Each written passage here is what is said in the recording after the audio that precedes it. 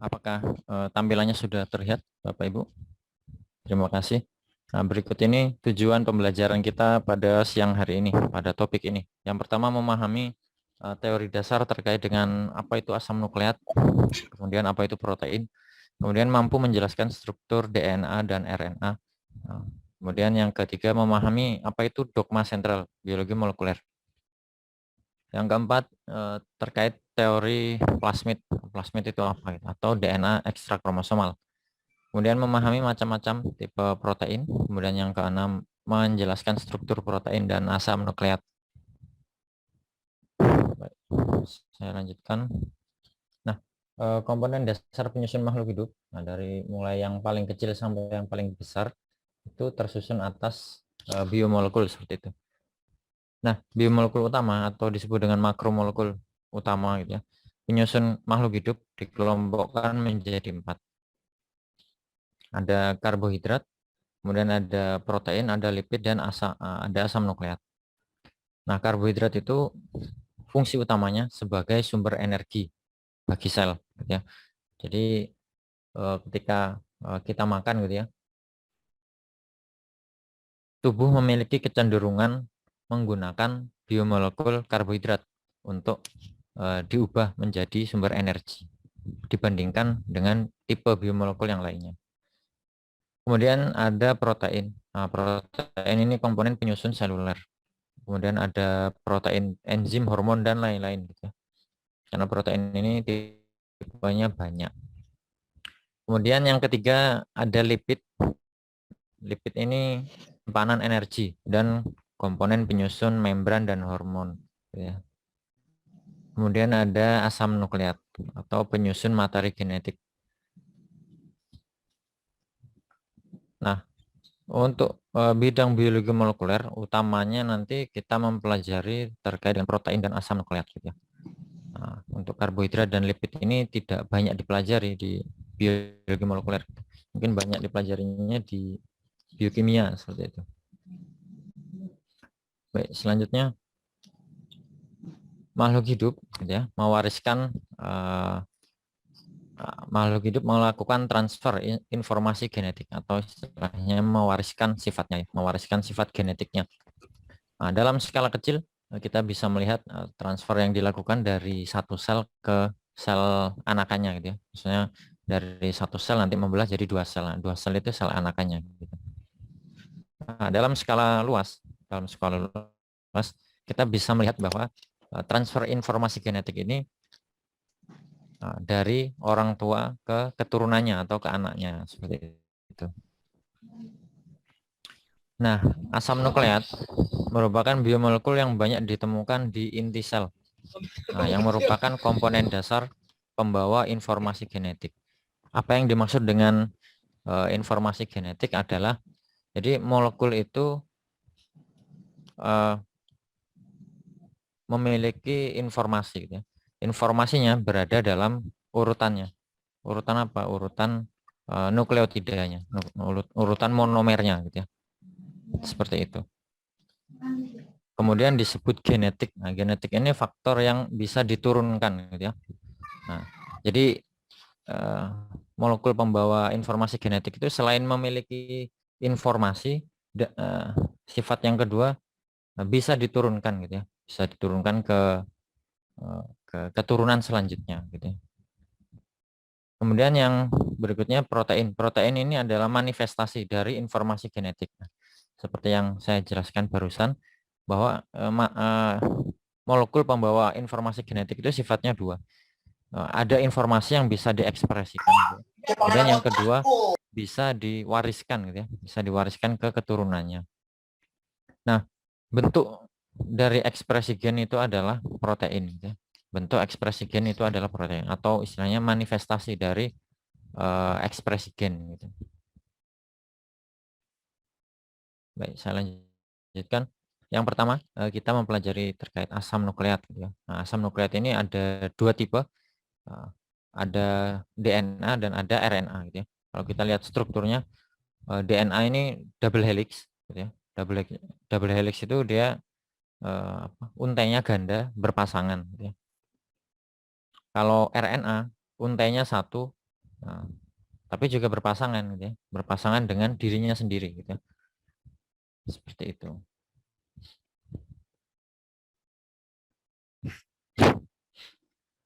Nah, berikutnya struktur asam nukleat. Satu molekul asam nukleat atau monomer, monomer asam nukleat itu disebut dengan nukleotida. Nah, kalau karbohidrat monomernya monosakarida gitu ya. Kalau protein monomernya disebut asam amino. Nah, kalau asam nukleat disebut nukleotida. Nukleotida itu ada tiga komponen yang menyusun nukleotida. Yang pertama ada gugus fosfat. Kemudian, nah gugus fosfat ini kalau kita lihat ada muatannya negatif. Itulah yang membuat DNA itu bermuatan negatif. Kemudian ada gugus gula pentosa. Gula pentosa yang B ini, ya. Ada dua, yang ini yang DNA, yang ini RNA gitu. Bedanya apa, Pak? Kalau DNA itu kehilangan atom oksigen gitu ya. Pada C nomor 2. Berikutnya ada basa nitrogen. Basa nitrogen ini secara umum ada dua berdasarkan strukturnya. Kalau cincinnya 2 disebut purin, kalau cincinnya 1 disebut pirimidin. Nah, pirin dan pirimidin juga ada dua tipe masing-masing. Nah, pirin ini ada timin dan sitosin. Kemudian purin itu ada adenin dan guanin. Nah, untuk yang RNA, timin itu diganti dengan urasil gitu ya. Baik. Nah, berikut ini struktur dari yang A ini nukleotida gitu ya. A ini nukleotida, yang B ini eh, struktur nukleotida yang sudah bergabung satu sama lain membentuk polinukleotida. Atau kalau dari susunannya ini kita bisa lihat bahwa ini susunan DNA gitu ya. Ini susunan DNA. Nah, nukleotida itu memiliki gugus fosfat. Kalau kita melihat struktur seperti ini mirip dengan ini, molekul pembawa energi, yaitu ATP gitu ya. ATP GTP. Nah, ini karena ini ya G jadi GTP gitu ya. Guanosin trifosfat. Nah, fosfatnya 3.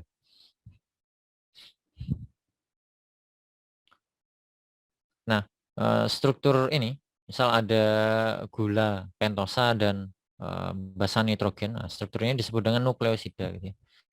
Jadi nukleotida tanpa fosfat itu disebut nukleosida. Nah, kalau lengkap ada gugus fosfatnya, kemudian ada gula deoksiribosanya, ada basa nitrogen disebut nukleotida. Nah, kalau kita lihat gambar yang B ini, kita bisa mengetahui bahwa terutama yang atas ini, DNA itu eh, punya ini ya, dari strukturnya punya apa? Ujung yang bebas gitu. Kalau kita lihat seperti ini. Nah, yang ini ya kan atom C nomor 1, 2, 3, 4. Nomor 5 ini sudah tidak mengikat nukleotida lainnya gitu ya. Berarti disebut ini ujung 5. Nah, yang sebelah bawah ini atom C nomor 3, ini atom C nomor 3. Ini sudah tidak mengikat asam nukleat lainnya, berarti disebut dengan ujung 3. Nah,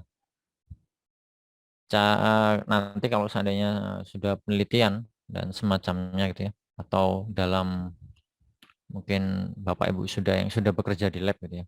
Biasanya ketika membaca DNA itu ya, utamanya dilihat ujungnya gitu ya. Jadi membaca DNA ada arahnya. Arahnya dari 5 ke 3 gitu ya. Arah membacanya dari 5 ke 3. Nah, misal Bapak Ibu sekalian mungkin ini yang sudah sering nge-lab gitu ya. Mungkin sudah sering PCR dan semacamnya. Ada urutan primer. Nah, urutan primer itu biasanya ada arahnya, ada 5 ke 3 gitu. Pembacaannya ada 5 ke 3, urutannya apa saja gitu. Jadi nah ini yang sering saya temui nanti kalau ada penelitian gitu ya. Misal ada yang sequencing dan lain-lain gitu ya, sequencing DNA dan lain-lain. Urutannya amburadul gitu, banyak gitu urutan DNA. Nah, tapi nggak ada ujung 5 ujung 3-nya. Nah, itu nggak bisa dibaca Bapak Ibu sekalian. Nah, jadi perlu ditambahkan ujung 5-nya sebelah mana. Nah, itu menentukan arah pembacaannya. Dibacanya dari sebelah kiri ke kanan atau dari kanan ke kiri atau dari atas ke bawah atau bawah ke atas, ya itu kan tergantung dari arah 5 ke 3 ini seperti itu. Kalau cuman urutan banyak itu AT, GC, banyak sampai berbaris-baris, nah itu bingung bacanya dari mana gitu kalau tidak ada ujung 5 dan ujung 3-nya seperti itu. Nah, kemudian saya lanjutkan perbedaan terkait dengan DNA dan RNA. Yang pertama terkait fungsi gitu ya. DNA ini fungsinya informasi genetik yang dapat direplikasi dan merupakan komponen hereditas. Nah, DNA ini dapat direplikasi, kemudian dapat diwariskan. Proses replikasi DNA itu hanya terjadi ketika sel akan membelah. Nah, proses pembelahan sel itu biasanya diawali dengan replikasi DNA dulu, gitu ya. Nah, kemudian apakah RNA tidak dapat direplikasi, Pak? RNA bisa, tapi dalam kondisi tertentu. Jadi umumnya, gitu ya, umumnya organisme itu materi genetiknya DNA. Materi genetiknya DNA. Nah, dalam kasus apa Pak RNA bisa direplikasi? Nah, itu hanya ada di virus, gitu ya. Hanya ada di virus. Nah, contohnya virus corona itu, virus COVID. Dia kalau kita PCR biasa pakai enzim ini ya, DNA polimerase. Tag DNA polimerase atau PFU DNA polimerase. Tergantung sumbernya. Kalau sumbernya dari Thermus aquaticus ya tag polimerase. Kalau sumbernya dari archaea, suatu archaea namanya apa itu Pyrococcus furiosus ya PFU tag polimerase. PFU DNA polimerase gitu ya. Nah, kalau si kasus ini COVID itu dia memiliki suatu enzim namanya RDRP gitu ya. RNA dependent RNA polimerase. Nah, jadi ini suatu enzim yang bisa mereplikasi RNA-nya. Nah, tipe-tipe yang seperti ini hanya kasus khusus saja gitu ya. Jadi hanya ada di virus. Secara alami tidak ada. Kemudian yang DNA ini informasi genetik yang dapat direplikasikan dan merupakan komponen hereditas fungsinya itu. Kemudian yang RNA, nah ini tergantung tipe RNA-nya apa. Fungsinya tergantung tipe RNA. Tipe RNA itu banyak. Yang wajib diketahui 3 ini. Sunnahnya banyak. Nanti ada ini beberapa yang lain gitu ya. Yang pertama ada mRNA. Nah, fungsinya untuk mengartikan cetakan DNA yang akan diekspresikan. Pada minggu lalu mungkin kita sudah mempelajari ya, pada proses transkripsi gitu ya. Transkripsi itu mengubah urutan DNA menjadi urutan RNA. Kenapa Pak kok diubah jadi urutan RNA Pak? Nah, ini kan berkaitan dengan ekspresi gen. Yang melakukan ekspresi gen adalah suatu organel namanya ribosom. Nah, ribosom itu tidak mengenali urutan DNA. Oleh karena itu perlu diubah menjadi urutan RNA. Kemudian ada tRNA. tRNA ini fungsinya memindahkan. Nah, kalau bahasa Inggris memindahkan itu apa? Ditransfer gitu ya. Makanya namanya tRNA atau RNA transfer gitu ya. Memindahkan asam amino sesuai kode genetik atau sesuai kodon pada mRNA. Kemudian ada rRNA. Nah, rRNA ini adalah RNA yang menyusun ribosom. Kemudian tipe gugus gulanya, nah, tadi bisa dilihat bahwa ini beda. Yang satu seperti ini, tidak ada O-nya, makanya namanya D-oksi. D itu kekurangan oksi, jadi kekurangan oksigen. Ya, yang ini ribosa, yang ini deoksiribosa. Selanjutnya pada basa pirimidin, nah ini ada timinnya, pada RNA diganti urasil. Kemudian strukturnya, nah, yang DNA ini helix ganda, jadi double helix gitu ya. Jadi untainya ganda berpasangan. Kalau RNA ini untainya tunggal, bisa berpasangan, bisa tidak. Ya. Kok bisa Pak berpasangan? Ya berpasangan dengan dirinya sendiri nanti. Dia melekuk gitu ya, folding, kemudian berinteraksi dengan segmennya sendiri. Selanjutnya lokasinya. Nah, DNA ini tergantung, ada 2 tipe. Nanti ada penjelasannya. Yang di nukleus disebut DNA kromosomal, yang di luar nukleus disebut DNA ekstra kromosomal. Nah, yang kromosomal itu adalah DNA yang menyusun kromosom. Nah, dari namanya kan kromosomal berarti menyusun kromosom. Yang ekstra kromosomal berarti yang tidak menyusun kromosom. Nah, fungsinya apa, Pak, kalau tidak menyusun kromosom? Nah, ini memiliki fungsi yang lain. Contohnya kalau di sel eukariotik, misalnya sel manusia, nah itu ada di mitokondria, gitu ya. Jadi mitokondria itu memiliki DNA sendiri. Loh, kenapa Pak? Kok mitokondria memiliki DNA sendiri? Jadi mitokondria itu memiliki DNA sendiri dan memiliki ribosom sendiri. Kenapa? Karena terjadi suatu proses metabolisme yang kompleks di mitokondria, gitu.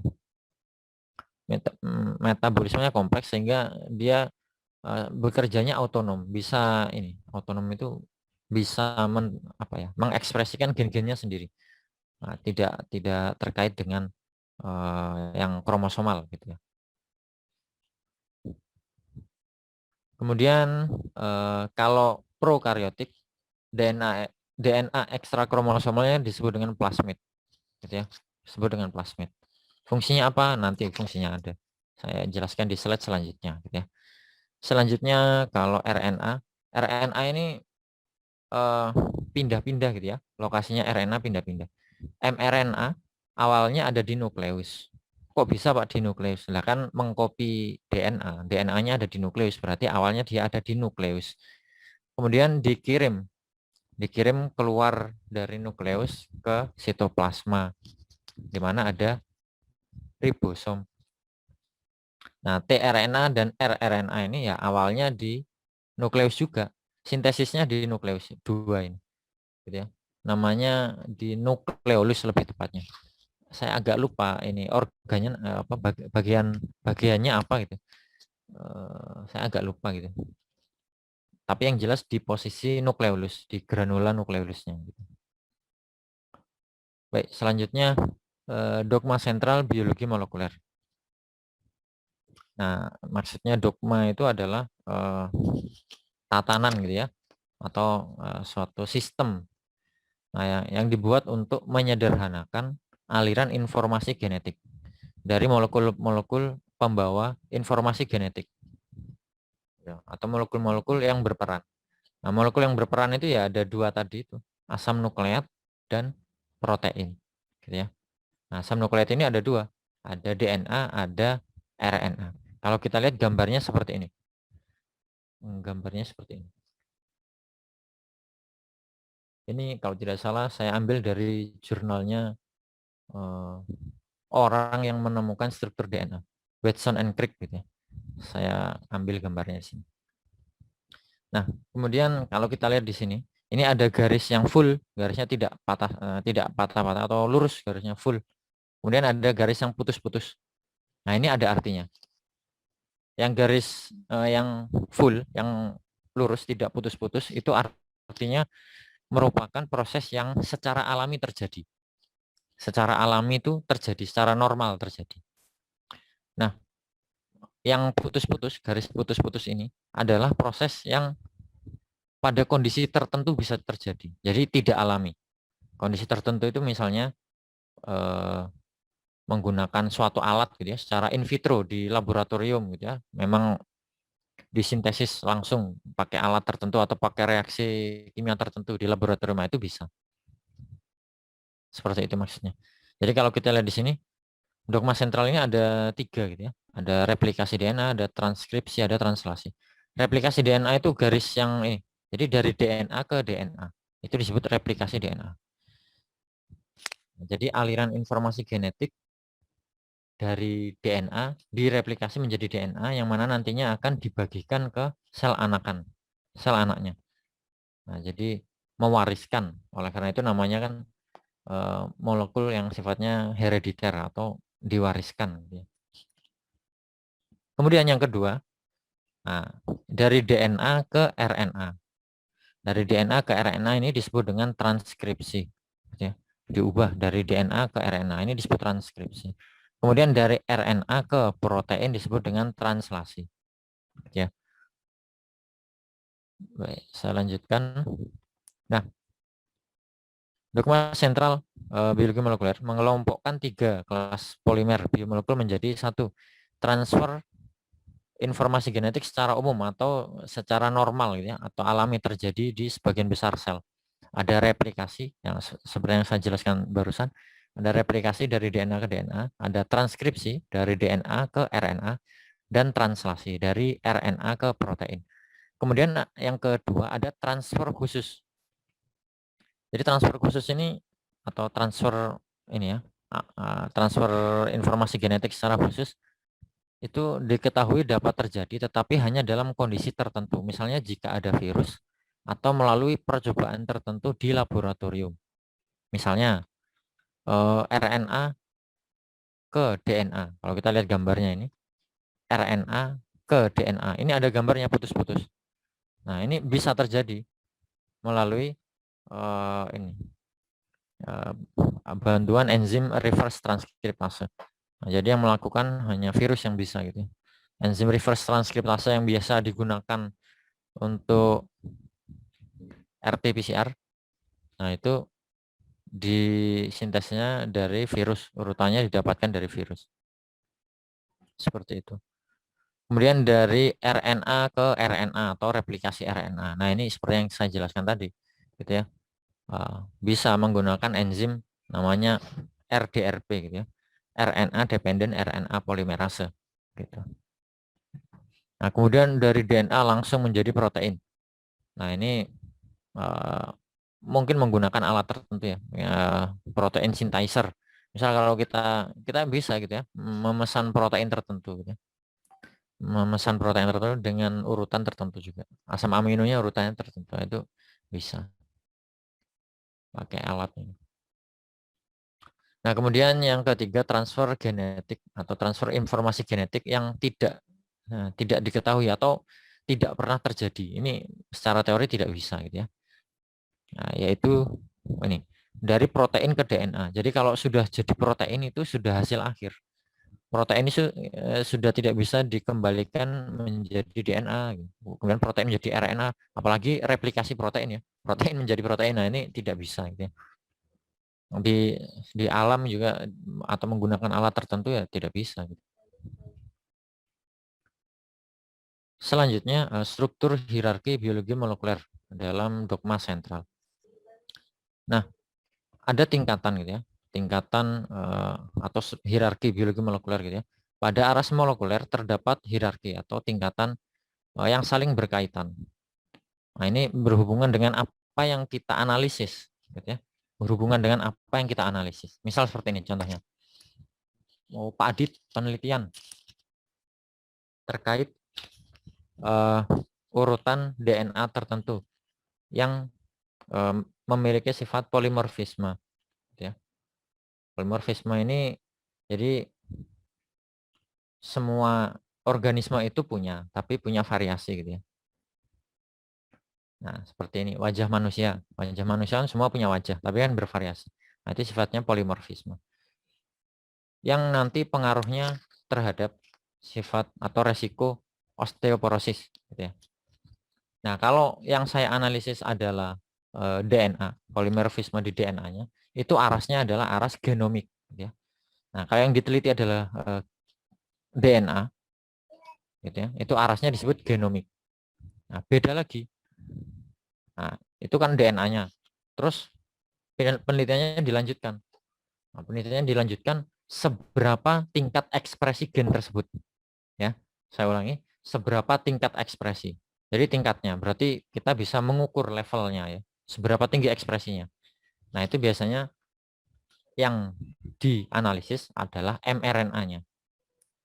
Ya. Jadi seberapa tingkat produksi mRNA atau seberapa tingkat ekspresi gennya yang diukur gitu. Misal kalau urutannya seperti ini, oh ekspresinya tinggi. Kalau seperti ini, oh ekspresinya rendah. Nah, itu maksudnya. Atau dalam misal di tikus nih, atau manusia atau tikus lah gitu ya, yang gampang tikus. Diberi makan yang diberi makan yang kalsiumnya tinggi gitu ya. Yang satu kalsiumnya rendah. Terus diteliti lah gen tadi yang berhubungan dengan osteoporosis. Nah, dilihat ekspresinya. Oh, ternyata kalau diberi makan yang kalsium tinggi, level mRNA-nya tinggi, produksi mRNA-nya tinggi, atau level transkripsinya tinggi. Nah, itu berarti ekspresinya meningkat. Istilahnya seperti itu. Kemudian, kalau yang diteliti ada level proteinnya, gitu ya, level proteinnya. Kalau mRNA, jadi kalau ini gen ini bisa pakai PCR, bisa pakai PCR biasa bisa. Kalau yang ini mRNA ini pakai PCR yang generasi kedua atau real time PCR atau kuantitatif PCR istilahnya. Kemudian kalau yang ini proteomik atau protein yang dianalisis proteinnya gitu ya. Nah, proteinnya gimana nih? Tikus yang diberi perlakuan A, yang diberi perlakuan B, dianalisis nanti. Level proteinnya seberapa atau bentuk proteinnya berbeda atau tidak. Nah, ini namanya proteomik. Biasanya kalau sudah proteomik ini pakai alat namanya agak lupa namanya. SDS page, kemudian mass spectrometry, dilanjutkan mass spectrometry atau HPLC gitu ya. HPLC gitu. Kemudian ada yang arasnya metabolit sekunder. Ini sudah ya namanya metabolomik gitu ya, arasnya metabolomik. Ini sudah pakai ya alatnya biasanya HPLC atau NMR gitu ya. Sudah beda lagi ya. Ini tiap ini biasanya alatnya beda-beda gitu. Nah, kemudian selanjutnya, nah ini mungkin sama dengan penjelasan saya yang minggu lalu gitu ya. Terkait apa replikasi DNA. Nah, awalnya ini pengemasan kromosom gitu ya. Nah, ini terjadi pada eukariotik. Kalau eukariotik itu kromosomnya bentuknya seperti ini. Nah, kalau yang prokariotik kromosomnya sirkuler, melingkar gitu ya. Ini saya lewati saja. Nah, berikutnya DNA di dalam sel. DNA itu berada di dalam sel. Ya, jadi ada dua tipe DNA. Yang satu disebut DNA kromosomal atau DNA inti yang ada di nukleus. Yang kedua disebut DNA ekstrakromosomal, DNA di luar inti. Nah, kalau eukariotik, kalau manusia ada di mitokondria. Kalau prokaryotik, misal bakteri ada di plasmid. Kalau tumbuhan ada di dua tempat, ada di mitokondria dan kloroplas. Nah, DNA ini umumnya gitu ya, berada di dalam sel, berada di dalam sel. Oleh karena itu biasanya, ya biasanya kalau kita penelitian terkait biomol itu hal yang pasti dilakukan itu adalah metode ekstraksi DNA. Itu pasti dilakukan. Ekstraksi asam nukleat atau ekstraksi DNA. Kenapa Pak kok pasti dilakukan? Nah, kan DNA-nya di dalam sel, gitu ya. Nah, tapi ya ada juga yang metode tidak menggunakan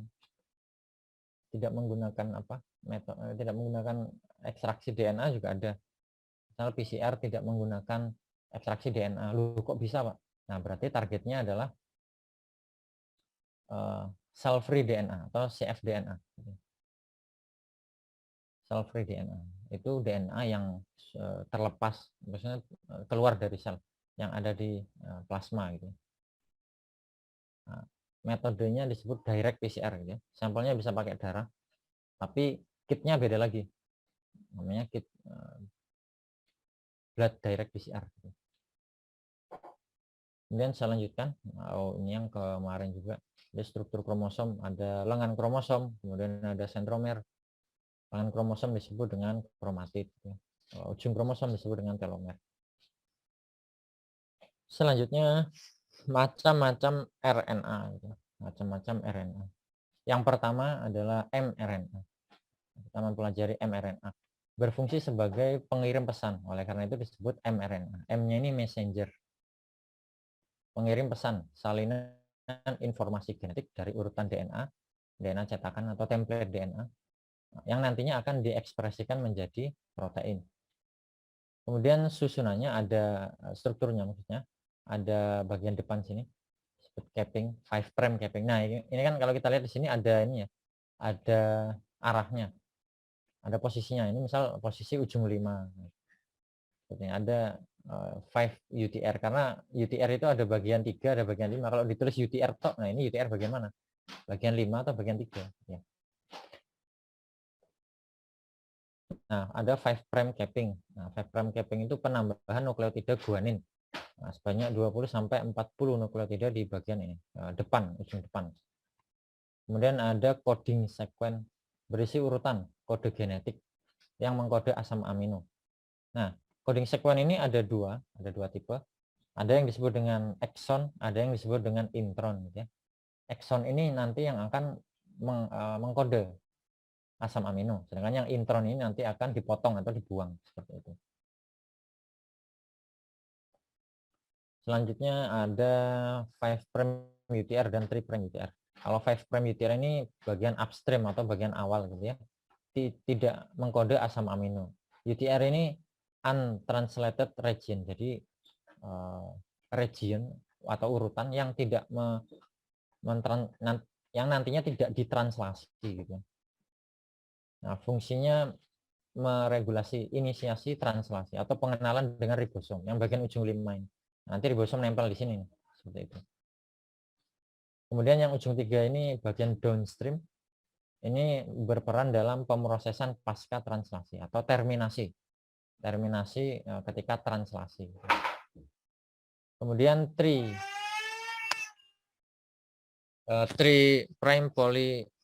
polyethylene gitu ya, bagian akhir sih. Nah, ini penambahan 5 sampai 150 adenin.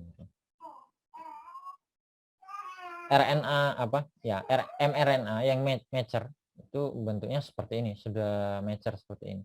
Kalau yang belum mature masih ada intronnya gitu. Masih ada intronnya. Maka nanti intron ini perlu dipotong, kemudian exonnya disambung. Prosesnya namanya splicing. Nah, berikutnya perbedaan struktur gen atau struktur mRNA pada prokaryotik dan eukaryotik. Hubungannya apa, Pak? Gen dengan mRNA. Nah, ini supaya tidak salah.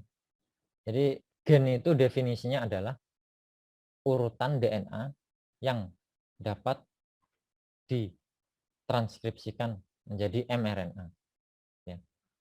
Gen itu urutan DNA yang dapat ditranskripsikan menjadi mRNA. Gitu ya. Jadi gen itu belum tentu menghasilkan protein. Ya. Gen itu belum tentu menghasilkan protein. Nah, ada yang hasilnya cuman RNA saja. Nah, misalnya apa, Pak? Nah, misalnya tRNA, rRNA. Nah, itu kan awalnya dari DNA juga. Gitu ya.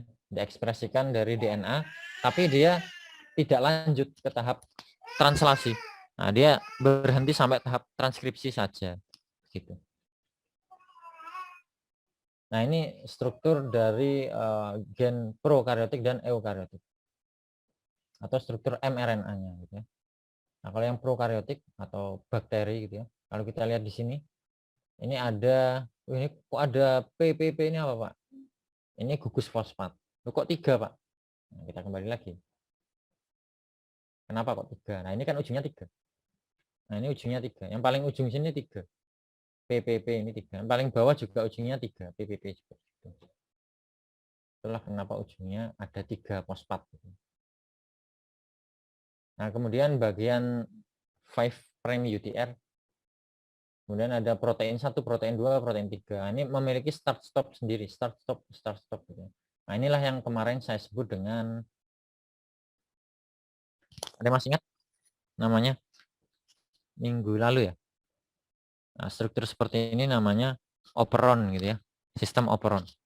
Jadi istilahnya tandem gen. Jadi satu gen ini nantinya bisa diekspresikan menjadi beberapa protein gitu ya. Tidak hanya satu protein. Kalau yang eukaryotik misal sel manusia gitu ya.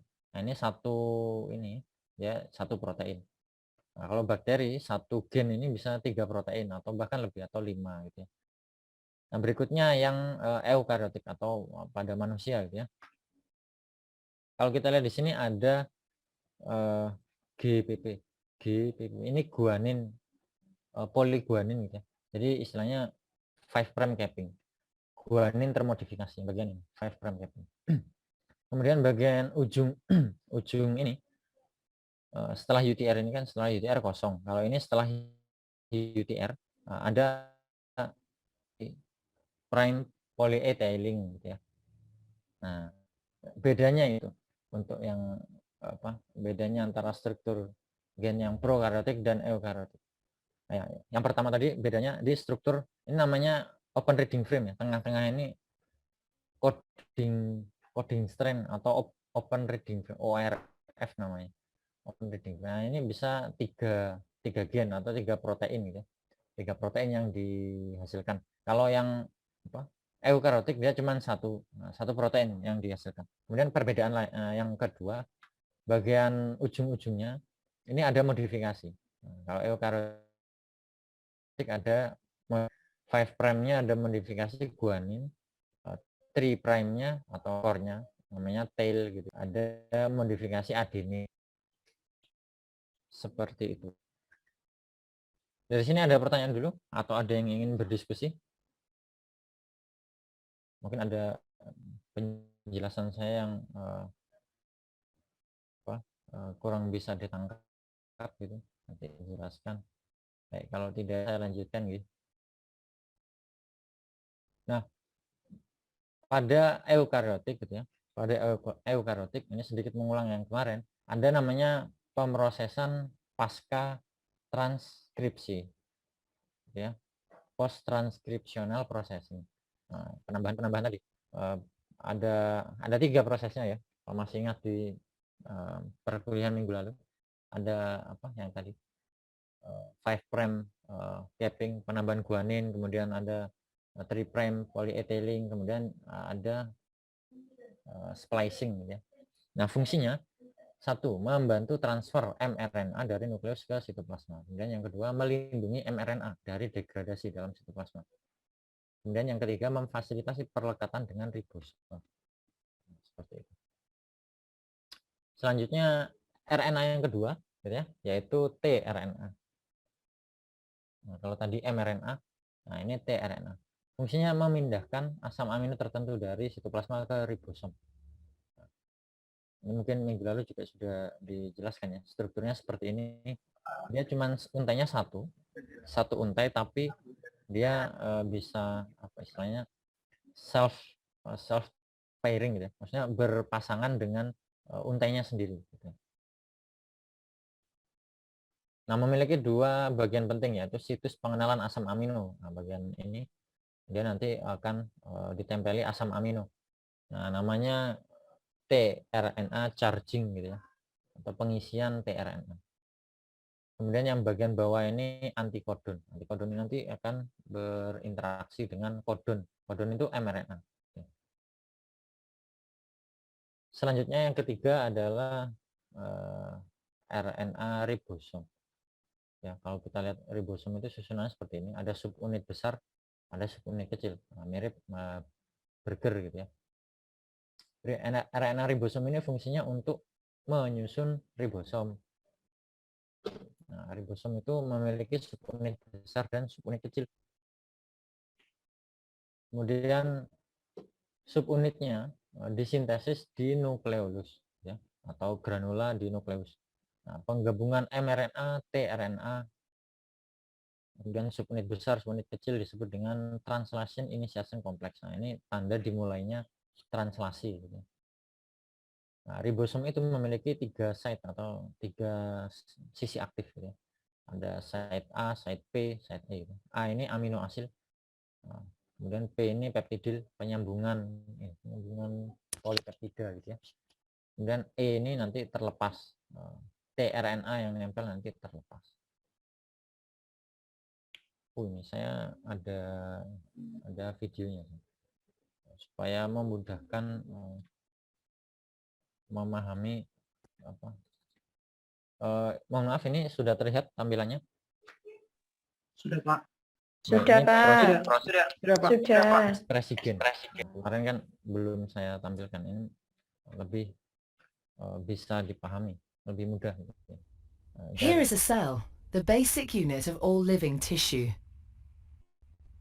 In most human cells, there is a structure dalam called the sel manusia, nucleus. karena ada banyak organelnya. The nucleus contains the genome. In humans, the genome is split between 23 pairs of chromosomes. Each chromosome contains a long strand of DNA, tightly packaged around proteins called histones. Within the DNA are sections called genes. These genes contain the instructions for making Nah, proteins. dijelaskan bahwa gen itu memiliki urutan untuk When a gene is switched on, an enzyme called RNA polymerase attaches to the start of the Nah, gene. yang pertama diawali dengan RNA polimerase. Nah, dia menempel pada bagian, kalau masih ingat kemarin, pada bagian apa ya, promoter gitu ya. Promoter ini adalah bagian DNA yang dikenali oleh RNA polimerase. Nah, urutannya biasanya memiliki konsensus, yaitu TATA atau disebut dengan tata box gitu ya. It moves along the DNA, making a strand of messenger RNA out of free bases in the nucleus. The DNA code determines the order in which the free bases are added to the Ini messenger adalah RNA. proses mensintesis mRNA. This process is called transcription. Namanya transkripsi. Before the messenger RNA can be used as a template for the production of proteins, it needs to be processed.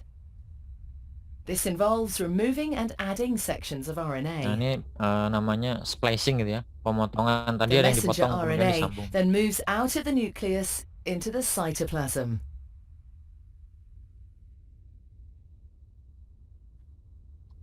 Protein Nah, dari factories in the sitoplasma cytoplasm, dikeluarkan ya, called kemudian ribosomes, menempel pada bind to the ribosom, messenger RNA. terutama ribosom yang subunit kecil. The ribosome kemudian reads ada the code in the tRNA. messenger RNA to produce a chain made up of amino Nah, acids. tRNA ini There membawa are asam 20 different amino. types of amino acid. Transfer RNA molecules carry the amino acids to the ribosome. The messenger RNA is read 3 bases at a time.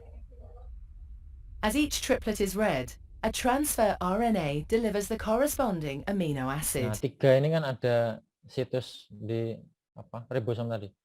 Situs A, situs B, situs E gitu ya. This is added to a growing chain of amino acids.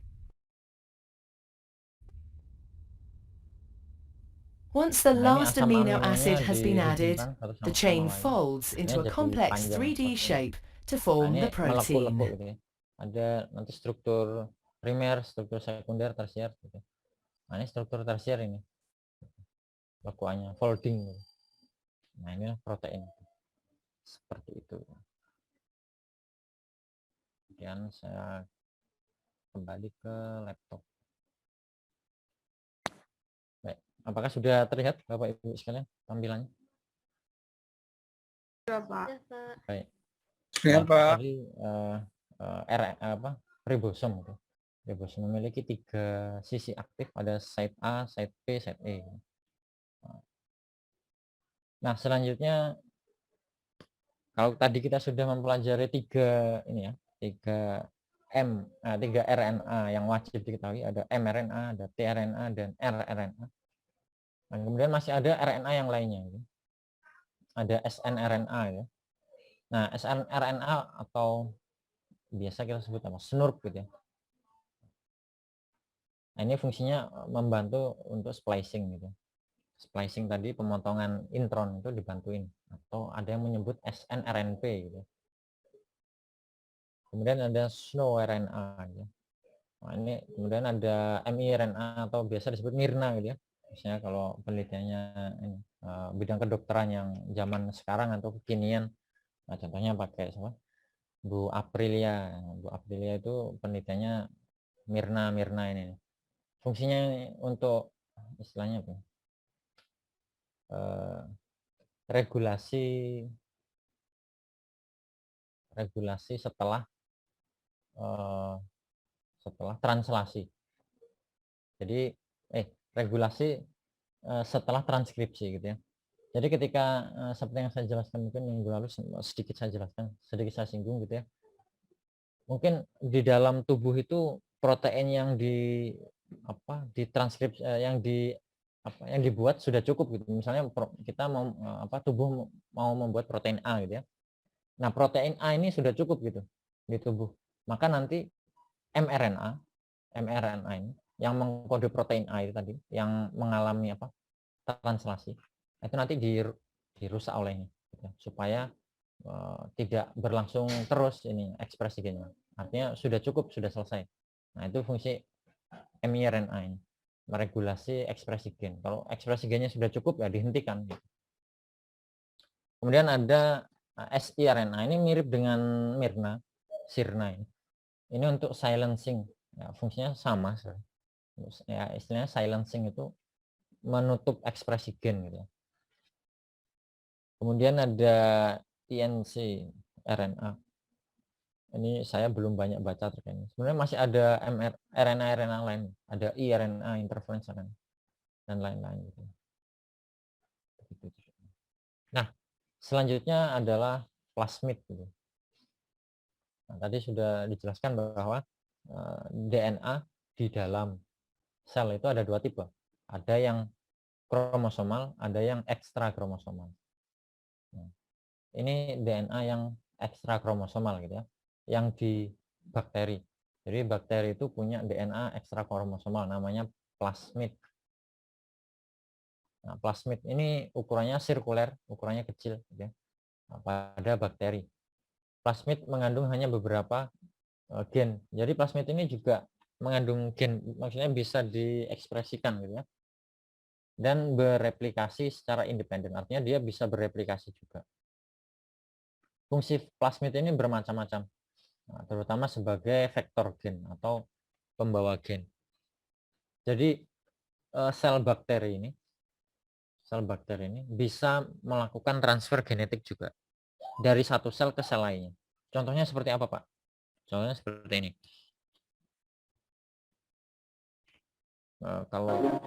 Kalau mungkin kita kenal ini ya, ada istilahnya Corynebacterium diphtheri gitu ya. Corynebacterium diphtheri itu punya namanya diphtheri toxin gitu ya. Diphtheri toxin itu dihasilkan oleh plasmid. Saya agak kurang ini, maksudnya kurang tahu gitu pastinya di sebelah mana gitu. Tapi kemungkinan di plasmid. Nah, plasmid ini bisa ditransfer gitu ya. Bisa dipindahkan melalui namanya pili gitu ya.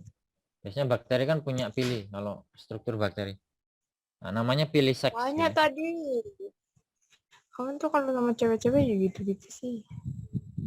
Nah, namanya pili seks. Bakteri Coba yang aku yang kayak punya gitu, pili nanti akan ini. Nah, pilinya itu akan memanjang ya. Pili itu seperti flagela gitu ya.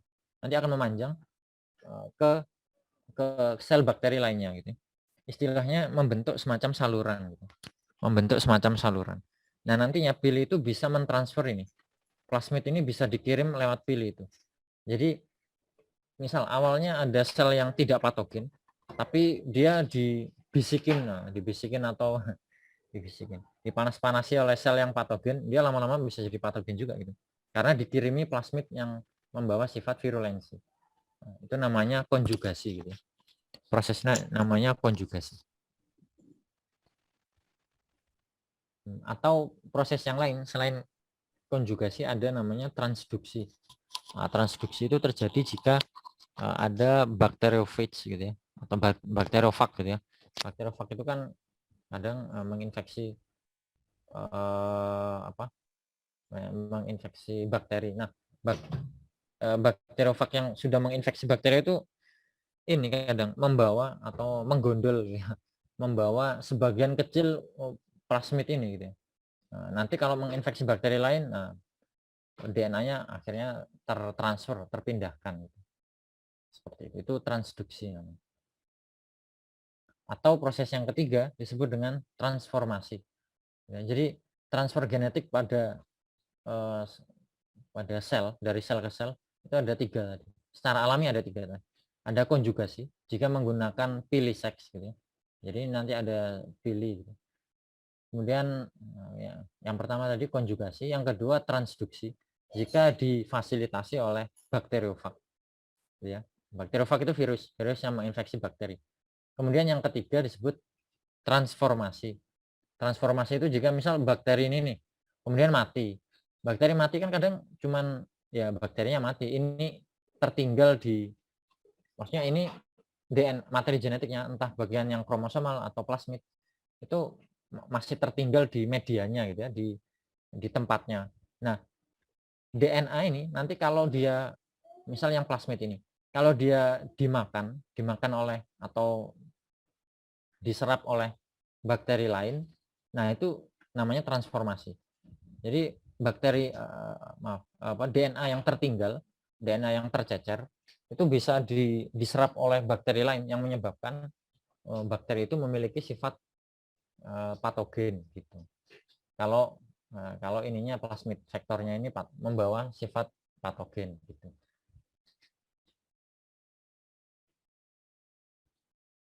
Baik, selanjutnya ini tipe-tipe plasmid ya. Ini yang umum saja. Jadi selain ini ada lagi yang lain-lain, tapi ini yang umum saja. Jadi ada 5 ini paling enggak yang umum dikenali. Yang pertama konjugatif plasmid. Nah, ini seperti yang saya jelaskan tadi ya. Nah, jadi bakteri yang mampu mentransfer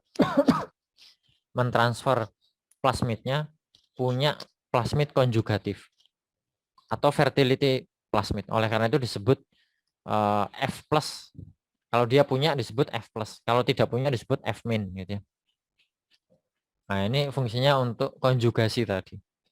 Kemudian yang kedua ada resistance plasmid. Fungsinya mengandung gen untuk mempertahankan diri terhadap lingkungannya gitu ya.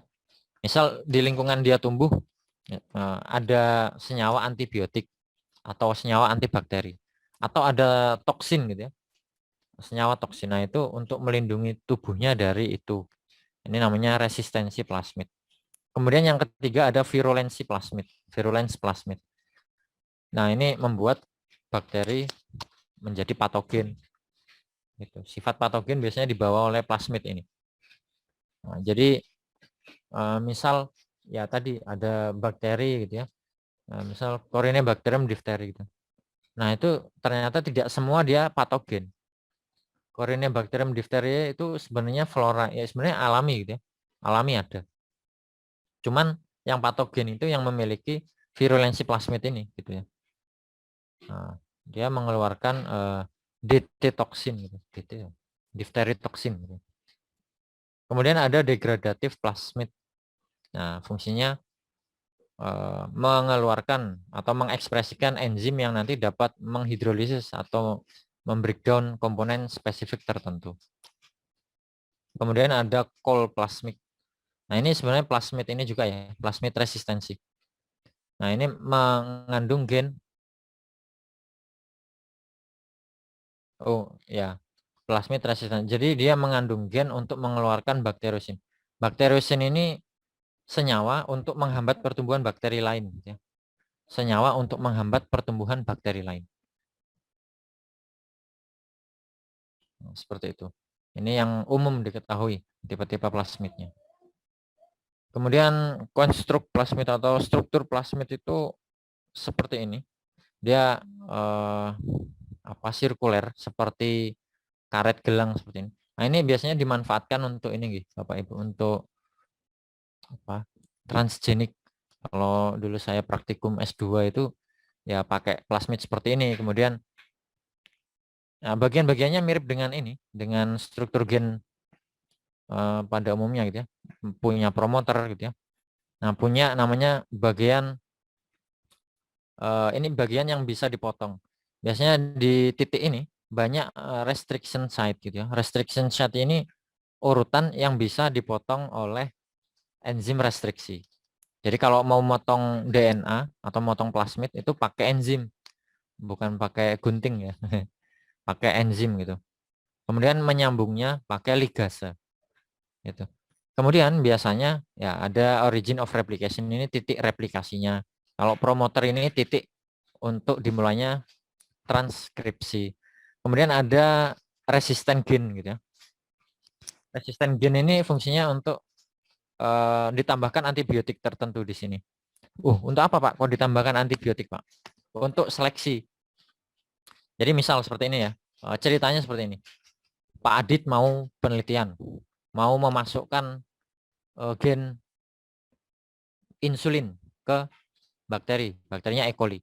Misal saya dapat urutan gen insulin gitu ya. Urutannya yang mana Pak? Misal, nah ini nih, urutannya ini ya. Misal saya potong bagian ini, bagian start sama stop ini saya potong. Ini saya masukkan ke plasmid. Nah, saya masukkan ke plasmid bagian sini, inserted gene ini. Nah, ini saya potong pakai enzim. Ini saya potong pakai enzim. Bagian apa upstream, downstream ini saya potong pakai enzim. Kemudian saya insert, saya masukkan coding strand tadi, apa gen yang mengkode insulin gitu ya. Nah, kemudian ini misal antibiotik terhadap ampicillin gitu ya, ampicillin. Nah, ini terjadi kan di cairan kan, suatu cairan. Cairannya itu nanti dicampur dengan kultur bakteri yang ada E. coli-nya. E. coli yang kompeten. Saya agak lupa namanya. Ada strain sendiri E. coli yang kompeten itu saya agak lupa jenis strainnya apa. DH5 alpha kalau nggak salah. Nah, itu sel E. coli yang kompeten. Jadi dia mudah dimasukin plasmid. Nah, setelah itu dicampur. Setelah dicampur, ditunggu diinkubasi mungkin sehari gitu ya. Kemudian besok ditanam ke media ini, plate, media plate. Nah, dengan ditambahkan antibiotik ampicillin. Nah, bakteri yang tumbuh berarti bakteri yang tahan terhadap ampicillin. Nah, secara alaminya kan E. coli nggak tahan tuh ampicillin. Loh, kok bisa tahan? Nah, berarti dia sudah masuk, plasmid ini sudah masuk ke dalam sel E. coli-nya. Nah, seperti itu. Jadi itu bisa untuk menseleksi koloni mana yang sudah tertransformasi atau sudah dimasukin gen plasmid ini, dalam plasmid ini, seperti itu. Gitu nggih, Bapak Ibu. Bisa bisa dipahami. Caranya seperti itu. Kemudian lupa itu kok masih ada lagi selectable marker. Nah, selectable marker ini ya bisa namanya kan selectable, maksudnya sunnah gitu ya. Wajibnya yang ini. Sunnah ini artinya ya pilihan aja, opsional. Kalau mau ditambahi marker tertentu bisa. Misalnya apa Pak? JFP. JFP itu apa Pak? Apalagi namanya green fluorescent protein. Nah, green fluorescent protein ini misal tadi kan baru di ini ya, baru ke bakteri. Misal dari bakteri nanti mau diperbanyak. Kemudian bakterinya dimatikan. Fungsinya apa Pak? Kok dimasukkan bakteri kemudian bakterinya dimatikan? Ya untuk mengcopy ini supaya ini diperbanyak. Kemudian ini gen ini saya masukkan ke apa ya yang enak ya? Ikan misalnya, yang biasa dipakai itu gampangnya ikan. Nah, gen ini saya masukkan ke ikan. Nah, supaya ikan ini nanti menghasilkan hormon insulin gitu ya. Nah, aslinya kan nggak punya. Atau mungkin punya tapi urutannya beda. Supaya nanti ikannya memiliki nilai tambah gitu. Jadi ikan transgenik. Nah, tapi sebenarnya agak ini ya. Agak kontroversial kalau seperti itu. Transgenik itu ya jangan sampai lepas ke alam gitu ya. Nanti mengganggu ini keseimbangan alam. Nah, misal ini hanya dalam ini ya, dalam eksperimen. Kemudian saya masukkan ke ikan. Nah, kita kan nggak tahu nih plasmidnya sudah masuk atau belum ke ikannya gitu ya.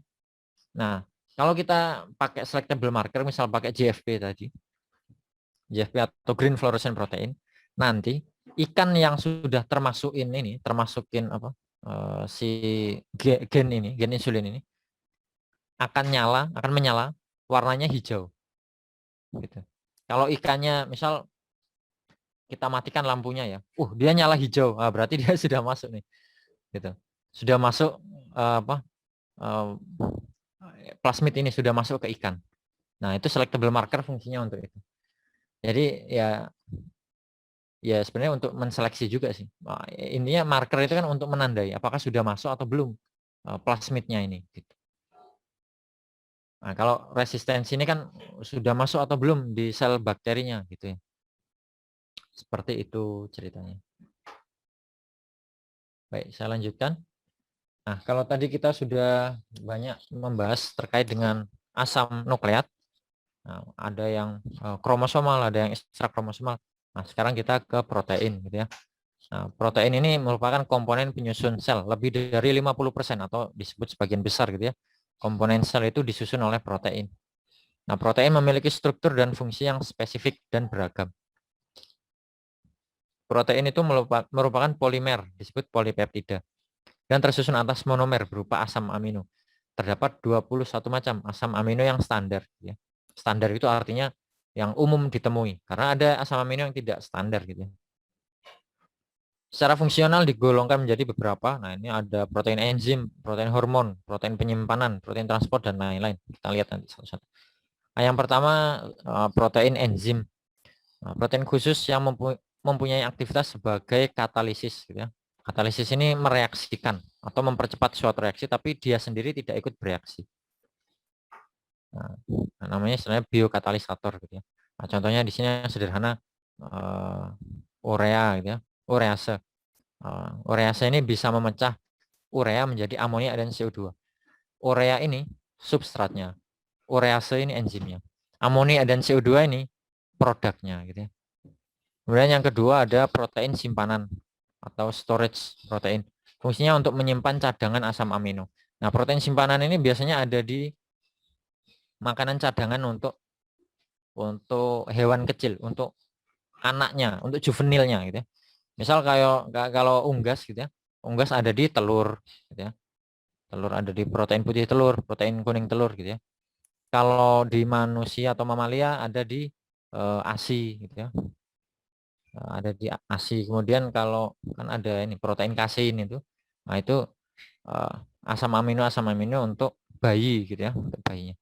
Nah, kalau susu sapi ya untuk anak sapi gitu.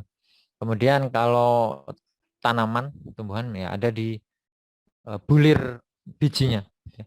Misal contohnya jagung ya ada di bulir jagungnya itu. Nah, sebutannya proteinnya aleuron kalau di jagung. Kemudian kalau ya kacang hijau ya ada di kacangnya itu. Nah, oleh karena itu kan sering disebut banyak-banyak ini makan makanan kacang-kacangan karena itu memang sumber protein nabati yang terutama ada di kacang-kacangan seperti itu.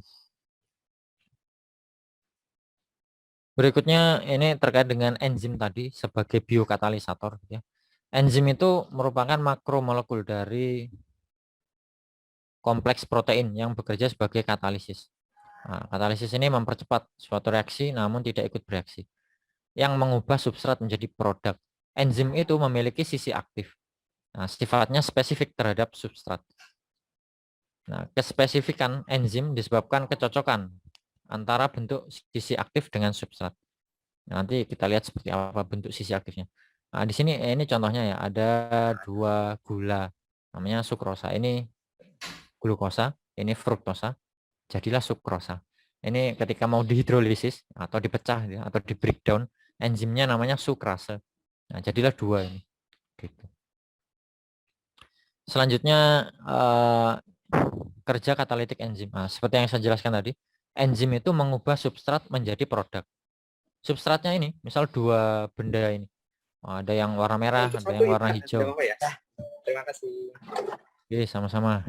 Ada yang warna merah, ada yang warna hijau. Kemudian ini nanti akan masuk ke bagian sisi aktif enzim. Nah, masuk ke sisi aktif enzimnya. Gitu. Nah, kemudian akan dikatalisis atau direaksikan. Nah, berubahlah ya, jadi bentuk yang lain. Gitu. Nah, seperti itu. Kemudian ini enzim masih bisa bekerja seterusnya. Gitu. Sampai jadi ada masa expirednya ya. Setelah berapa kali reaksi gitu dia expired. Istilahnya apa ya? Ketahanan, memiliki ketahanan tertentu. Nah, ini juga berlaku pada enzim di reaksi PCR. Reaksi PCR itu yang bikin mahal enzimnya itu kalau enzimnya istilahnya apa ya? High fidelity atau ketahanannya lama. Jadi bisa siklus siklus sampai 40 siklus gitu ya. Nah, kalau enzimnya tahan gitu, berarti tambah mahal biasanya regen PCR-nya. Ya. Selanjutnya, kondisi yang mempengaruhi aktivitas enzim. Ada 4 ini. Ada suhu. Suhu ini merubah struktur protein. Kemudian ada pH. Kemudian ada kofaktor dan inhibitor. Nah, kofaktor ini, seperti yang saya jelaskan mungkin sebelumnya. Kofaktor itu kalau sepeda motor, kofaktor itu kunci kontaknya. Jadi untuk menyalakan motor itu butuh kunci kontak. Nah, untuk mengaktifkan enzim itu butuh gugus prostetik. Gugus prostetik itu ada 2 tipe.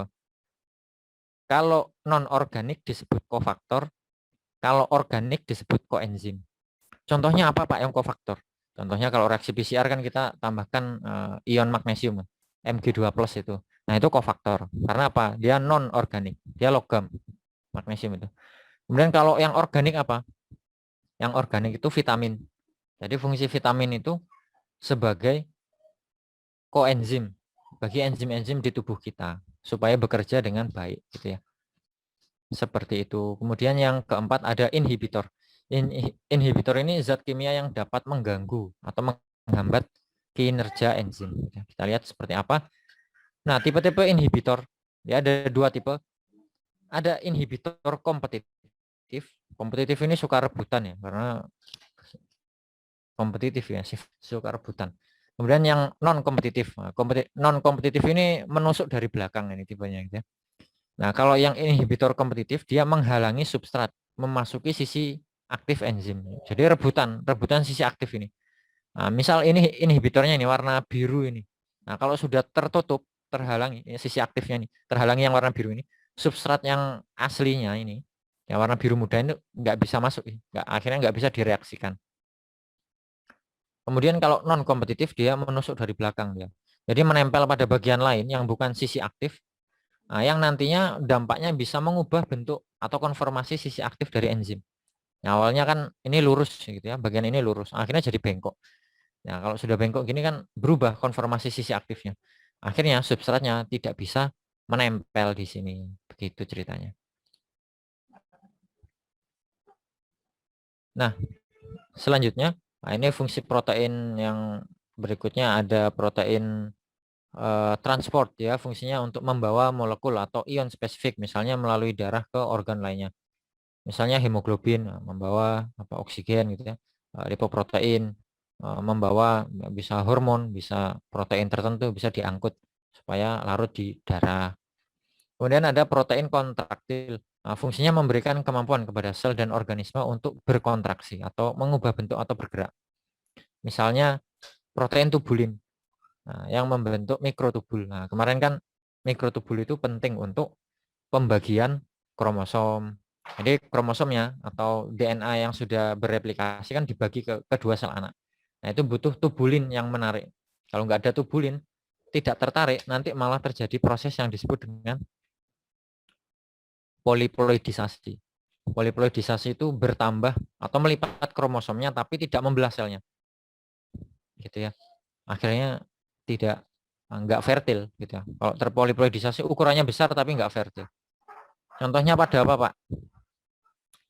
Semangka tanpa biji. Ya, semangka tanpa biji itu triploid, sudah terpoliploidisasi. Dia tidak fertil gitu ya. Nah, poliploidisasi itu ada yang alami, ada yang buatan gitu ya.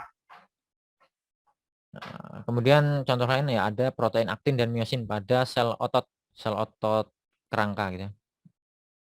Sel otot lurik. Nah, fungsinya untuk berkontraksi. Kemudian ada protein pertahanan. Nah, misalnya ada fungsinya untuk mempertahankan organisme dari serangan spesies lain atau dari antigen gitu ya.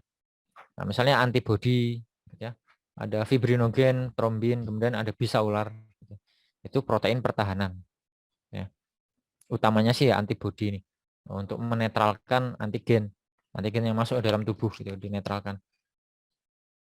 Kemudian yang keenam, protein struktural, membangun struktur biologi, kekuatan atau proteksi. Misalnya ada serabut kolagen ya pada tulang rawan atau kulit.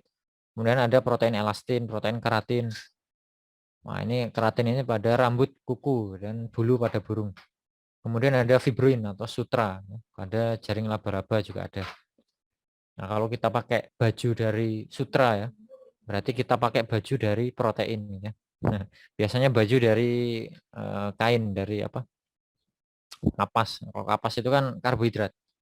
Nah, ini dari protein gitu ya, kalau sutra. Kemudian ada protein pengatur atau hormon. Nah, fungsinya untuk cell signaling. Jadi untuk menyampaikan pesan dari satu organ ke organ lainnya. Gitu ya. Mengatur aktivitas seluler atau fisiologi. Contohnya hormon insulin untuk metabolisme gula gitu. Kemudian hormon paratiroid mengatur transportasi ion kalsium dan fosfor. Nah, ini rangkumannya gitu ya. Nanti bisa dibaca sendiri jika ingin mendalami. Kemudian selanjutnya asam amino. Ya, selanjutnya asam amino. Asam amino ini monomernya protein atau penyusun protein. Yang menyusun protein itu asam amino. Nah, gugusnya kalau kita lihat seperti ini atau struktur dasarnya ada gugus amin, kemudian gugus karboksil dan R. R itu rantai samping. Gugus utamanya ini yang bervariasi adalah rantai samping. Artinya yang menentukan jenis asam amino itu namanya apa ya rantai sampingnya ini. Ya, rantai samping ini yang bervariasi. Nah, gugus amino dan gugus karboksil pada asam amino itu fungsinya untuk membentuk ikatan kovalen. Nah, ikatan kovalen pada protein disebut dengan ikatan peptida. Nah, kalau pada karbohidrat disebut ikatan glikosidi. Kalau pada DNA disebut ikatan fosfodiester.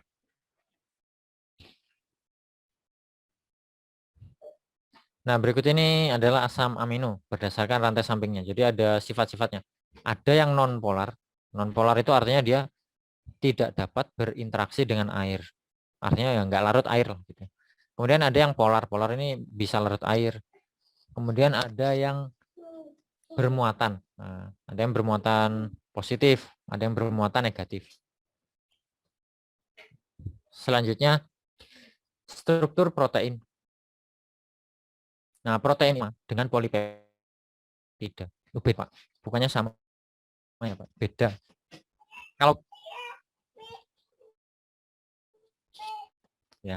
Kalau kita menyebut protein, berarti dia sudah fungsional, ya. Kalau kita menyebut protein, artinya sudah fungsional, artinya sudah bisa melakukan fungsinya protein itu. Nah, kalau masih polipeptida, dia belum fungsional, begitu. Bedanya itu. Selanjutnya terdapat 4 tingkatan struktur protein. Nah, ini berhubungan dengan proses yang mungkin minggu lalu ya. Post translational processing atau proses pasca translasi. Proses pasca translasi itu ada 2. Yang pertama ada folding atau pelekukan polipeptida. Yang kedua modifikasi polipeptida. Ya. Yang pertama folding itu menyebabkan protein berubah strukturnya. Nah, yang pertama ada struktur primer. Nah, ini ikatan polipeptida antar asam amino, gitu ya. Ikatannya linear ini struktur. Kemudian ada struktur sekunder. Terjadi ikatan hidrogen antara atom-atom yang berdekatan. Nah, ikatan hidrogen ini biasanya terjadi akibat interaksi hidrogen yang berdekatan dengan atom lainnya. Nah, makanya kalau sering berdekatan nanti bereaksi gitu ya. Jalaran tresno saka kuliner gitu ya. Sering kulineran bareng nanti tresno nanti lama-lama. Nah, selanjutnya struktur kemudian selanjutnya struktur tersier. Terjadi interaksi antar rantai samping pada asam amino. Nah, ini ikatannya atau foldingnya sudah mulai kompleks gitu ya. Selanjutnya struktur kuartener ini adalah gabungan beberapa struktur tersier. Itu. Beberapa struktur tersier, misal kalau di hemoglobin ya ada subunit alfa, ada subunit beta, nanti bergabung menjadi hemoglobin itu sendiri gitu ya.